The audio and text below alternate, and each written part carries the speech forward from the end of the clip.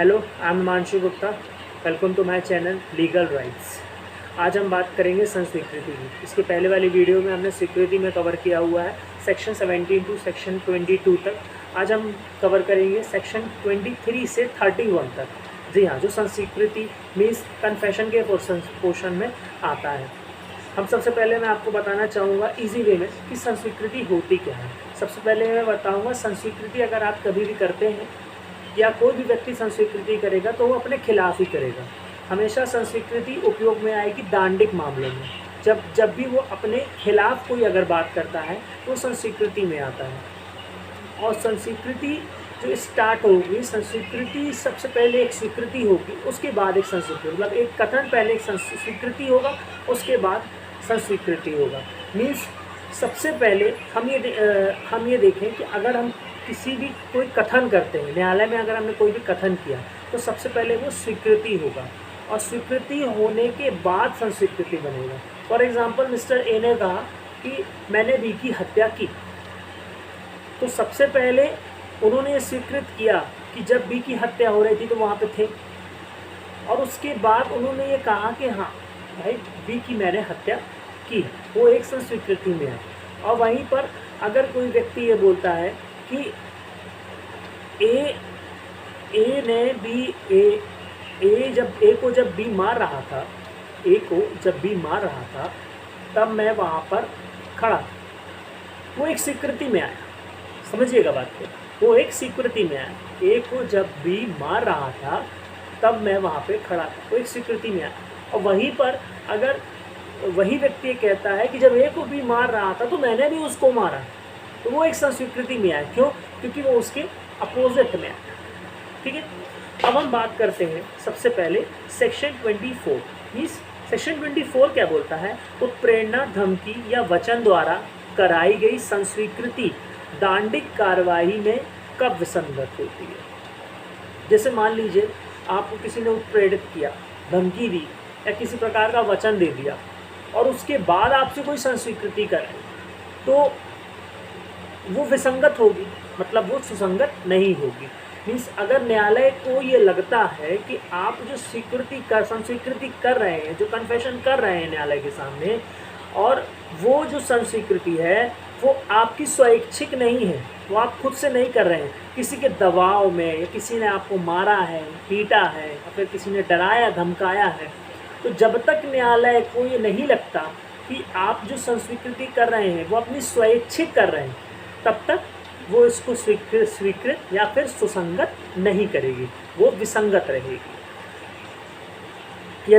यदि उसके किए जाने के बारे में न्यायालय को प्रतीत हो कि अभियुक्त व्यक्ति के विरुद्ध आरोप के बारे में वह ऐसी उत्प्रेरणा, धमकी या वचन द्वारा कराई गई, देखिए मैंने आपसे कहा ना, वचन द्वारा कराई गई, प्राधिकरण व्यक्ति की ओर से दिया गया, और जो न्यायालय की राय में इसके लिए पर्याप्त हो कि वह अभियुक्त व्यक्ति को यह अनुमान करने के लिए कि युक्त प्रतीत होने वाले आधार देती है, तो उस जगह पे वो क्या हो जाएगी? ऐसी संस्वीकृति विसंगत हो जाएगी। वही सेक्शन 25 बहुत ईजी है। सेक्शन 25 बोलता है कि पुलिस ऑफिसर के सामने की गई संस्वीकृति जो है वह साबित नहीं की जाए। जैसे अगर हम पुलिस ऑफिसर के सामने अगर कोई संस्वीकृति कहते हैं, मान लीजिए पुलिस ने आपको अपने रियासत में पकड़ा और आपने बोला कि हाँ साहब मैंने चोरी की है, और ये आपकी संस्वीकृति हुई। बाद में न्यायालय में आ जाता है और न्यायालय बोलता है नहीं साहब मैंने चोरी नहीं की है, तो पुलिस ये नहीं बोल सकती कि इसने मेरे सामने कहा था, उसकी संस्वीकृति थी। पुलिस के द्वारा पुलिस के सामने की गई संस्वीकृति साबित नहीं की जा सकती। ये क्या कहती है? सेक्शन 25। वहीं पे अगर हम सेक्शन 26 की बात करें तो पुलिस की अभिरक्षा में होते हुए अभियुक्त द्वारा की गई संस्वीकृति का उसके विरुद्ध साबित ना किया जाए।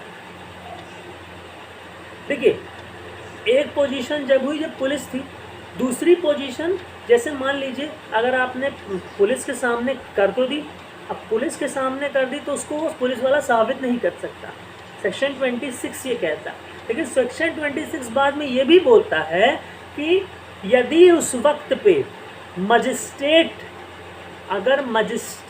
के सामने अगर ये संस्वीकृति की जा रही है, पुलिस अधीक्षक उप मजिस्ट्रेट को लाके अगर ये स्वीकृति कर रहा है, उस जगह पर उस स्वीकृति को साबित किया जा सकता है। ये मैं बताना चाहता हूँ, मजिस्ट्रेट यहाँ वो है जो सरकार द्वारा नियुक्त किया गया हो, ना कि पंचायत द्वारा नियुक्त किया गया हो। ठीक है। वहीं पे 20 सेक्शन नंबर 27 बोलता है कि अभी यहाँ पर आप लोग अपनी बैरक में देख सकते हैं, यहाँ पे एक मेमोरेंडम दिया गया हुआ है। यहाँ सेक्शन 27 में आप ये देख सकते हैं कि परंतु लिखा हुआ है, स्टार्टिंग में दिया गया हुआ है परंतु। यहाँ इस वर्ड को हमको समझना पड़ेगा, जो नए रीडर्स हैं बैरक के, उनको ये चीज़ समझना बहुत ज़रूरी है कि स्वाभाविक सी बात है, जब हम कोई भी बात बोलते होते हैं उसके बाद परंतु बोलते हैं, उसके बाद परंतु बोलते हैं। आप सेक्शन नंबर 27 में देखेंगे कि बाद में परंतु बोला जाता है, तो उसने कुछ पहले बोला होगा तब ना परंतु बोल रहा है। मतलब 26 में उसने क्या बोला कि न्यायाधीश के मजिस्ट्रेट के सामने अगर पुलिस अधीक्षक के साथ पुलिस वाला हो और मजिस्ट्रेट हो तो आपकी जो संस्वीकृति है वो स्वीकृत है, लेकिन मजिस्ट्रेट नहीं रहेगा तो संस्वीकृति नहीं रहेगी। परंतु यदि आप ये कहते हो कि हाँ भाई मैंने चोरी की है और चोरी किया हुआ खजाना मेरे घर के बिस्तर के नीचे है और पुलिस वाले को मौका वारदात में वो चोरी किया हुआ खजाना, चोरी किए हुए ज्वेलरी मिल जाती है, तो उस जगह पर यह साबित हो जाएगा, आपकी संस्वीकृति एक्सेप्टेबल होगी किसके सामने? पुलिस ऑफिसर के सामने।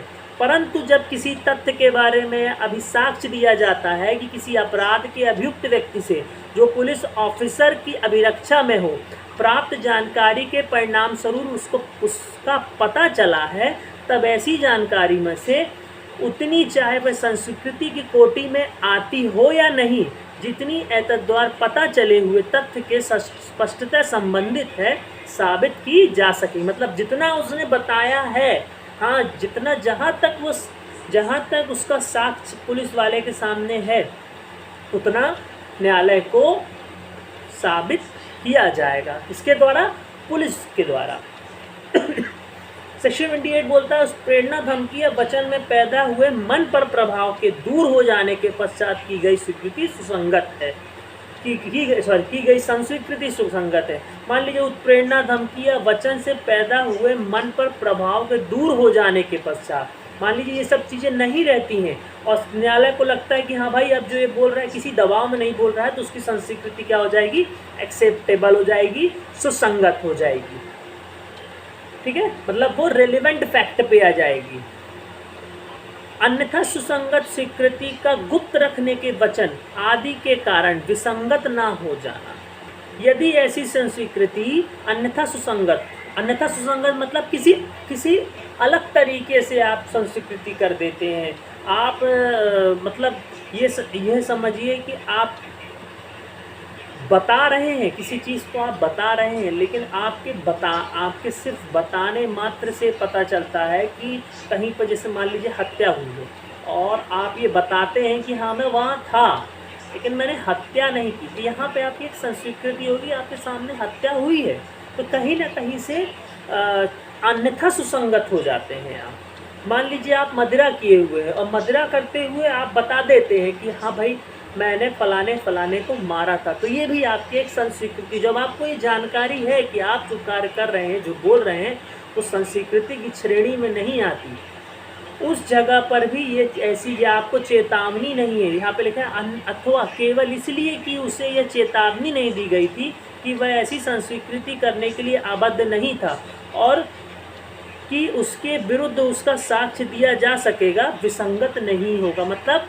ऐसा आप बोल देते हो मदिरा के द्वारा, आप मदिरा पान किए हुए और आप बोल देते हो, तो इस कंडीशन में जो आपने संस्वीकृति करी है उस जगह पे विसंगत नहीं होगा। फॉर एग्जांपल कि कहीं पर आग लगी और आप दौड़ते हुए और आपने बोल दिया कि हाँ मेरे द्वारा आग लग गया है, मैं भाग रहा हूँ, तो उस जगह पे जो व्यक्ति सुनने वाला होगा वो ये बताएगा कि हाँ ये व्यक्ति वहाँ से भागते हुए आ रहा था और इसने कहा था कि वहाँ आग लगी और मेरे द्वारा लग गई, या मेरे द्वारा भूषण की हत्या हो गई है, या मेरे द्वारा भूषण के ऊपर गाड़ी चढ़ गई है, तो ऐसी भी संस्वीकृति कोई सुसंगत होगी। सेक्शन 29 बोलता है। सेक्शन 30 क्या बोलता है? साबित संस्वीकृति को जो उसे करने वाले व्यक्ति तथा एक ही अपराध के लिए संयुक्त से विचारित अन्य को प्रभावित करती विचार में लेना। देखिए फॉर एग्जाम्पल ए और बी मिलकर सी की हत्या करते हैं। अब ए और बी दोनों ने मिलकर सी की हत्या करी।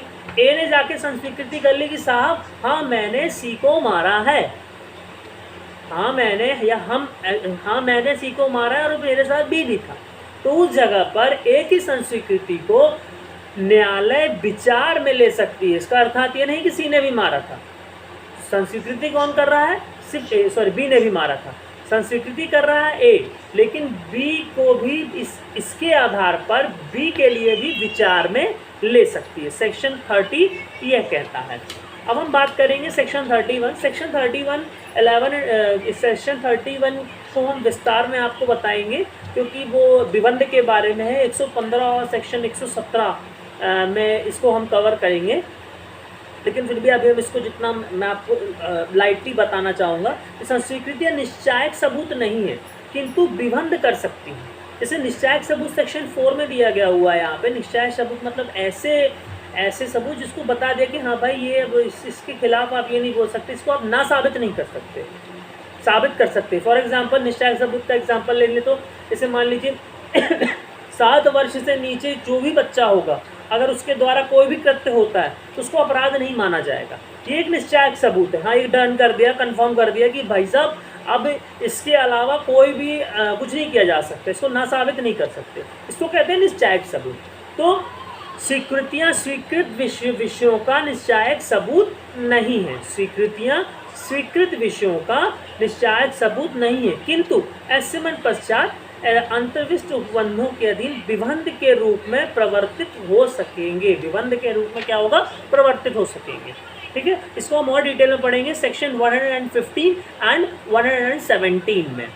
ठीक है, यहाँ पे हम कवर करते हैं स्वीकृति एंड संस्वीकृति। स्वीकृति हमारी आपको पिछली वीडियो में मिलेगा सेक्शन 17 टू सेक्शन 22 और संस्वीकृति हमने कवर किया हुआ सेक्शन 23 to 31।